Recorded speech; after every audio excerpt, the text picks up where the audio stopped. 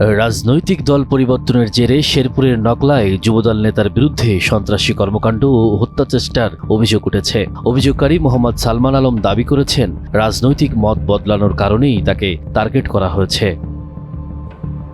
সালমান আলম জানান, তিনি আগে বিএনপির রাজনীতির সঙ্গে যুক্ত ছিলেন, তবে জাতীয় নির্বাচনের আগে জামাতে ইসলামীতে যোগ দেন। এরপর থেকেই জেলা যুবদলের সহসভাপতি মুস্তাফিজুর রহমান লিংকন তার উপর ক্ষুব্ধ হন বলে অভিযোগ করেন তিনি। সেই বিরোধের জের ধরেই শুক্রবার সন্ধ্যায় নকলা থানার চন্দ্রকোনা বাজারে তার ভাই সেলিম মিয়ার দোকানে ডাকাতির ঘটনা ঘটে। অভিযোগ অনুযায়ী ডাকাতির পর লিংকনের বিরুদ্ধে একদল ব্যক্তি তাকে হত্যার উদ্দেশ্যে সালমানের ৩ তলার বাসায় প্রবেশ করে। সে সময় তিনি বাসার ২য় তলায় অবস্থান করছিলেন। হামলাকারীদের সবার হাতে রামদা ছিল এবং লিংকনের কোমরে রিভলভার দেখা গেছে বলেও দাবি করেন তিনি। এ ঘটনায় কয়েকজনের নাম উল্লেখ করে অভিযোগ প্রস্তুত করা হয়েছে। প্রকাশ্য সশস্ত্র হামলার অভিযোগে এলাকায় আতঙ্ক বিরাজ করছে।